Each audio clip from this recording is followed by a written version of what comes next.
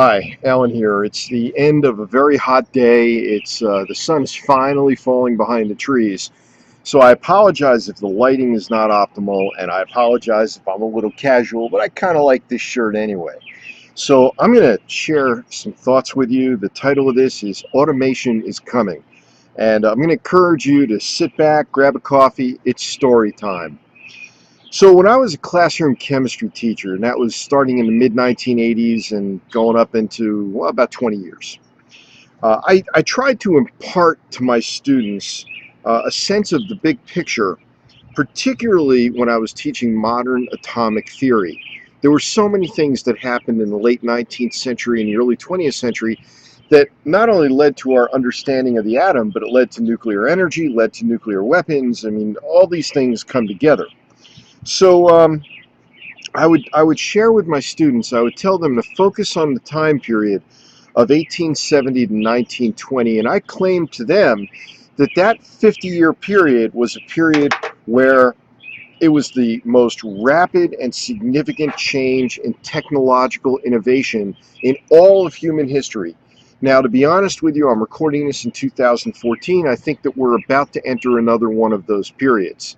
But let's go back to 1870 to 1920 and think about what went on during that 50-year period. People who were born in 1870, by the time they were 50 years old in 1920, how had the world changed? Now, I'm going to give you a list, and you might want to pause the video right now to make your own list. Think about that. How would the world change? For somebody who was born in 1870, how would the world changed by 1920?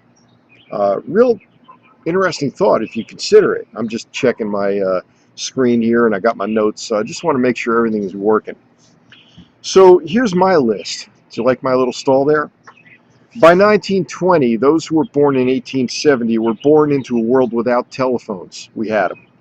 Electricity, we got it. Electric lights kind of came with the package. Refrigeration, food storage. Think about the impact on food storage. Cars and airplanes. Radio. Did I miss any?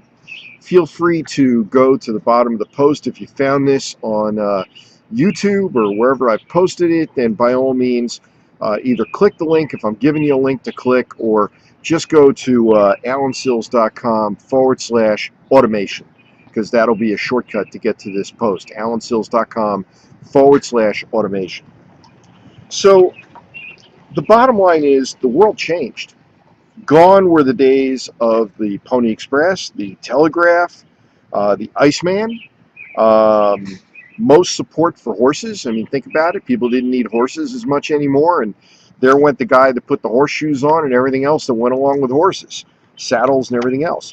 New positions, jobs, if you will, were gas stations, auto repair, communication specialists with radios, electrical engineers, electricians, and I'm sure you can add to the list. Again, I would encourage you to post below.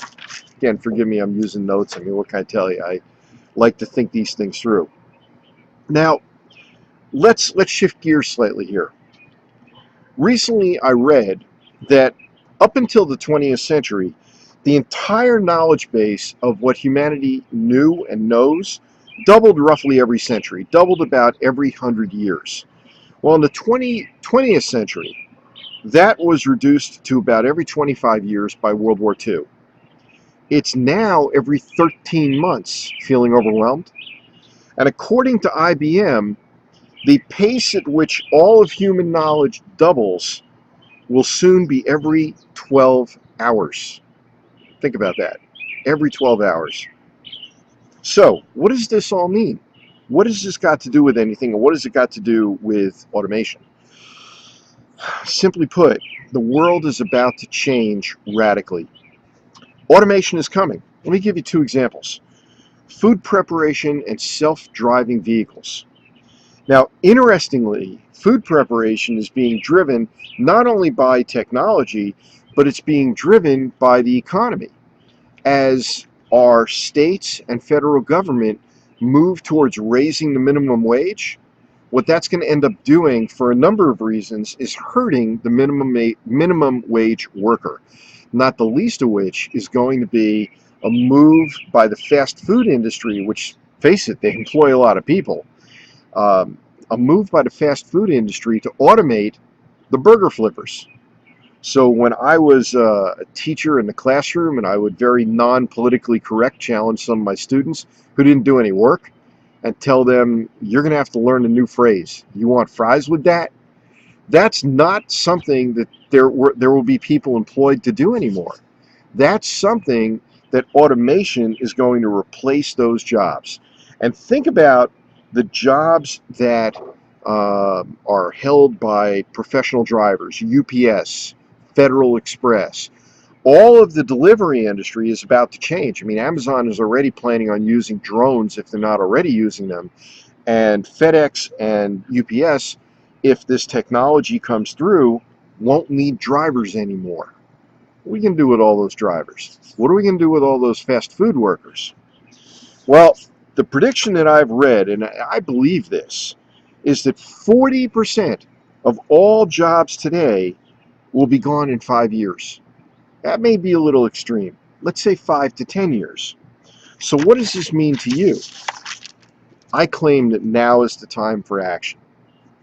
You know, in addition to living in paradise here, you see my home on the road behind me, spending a summer in a Idaho State Park and loving it.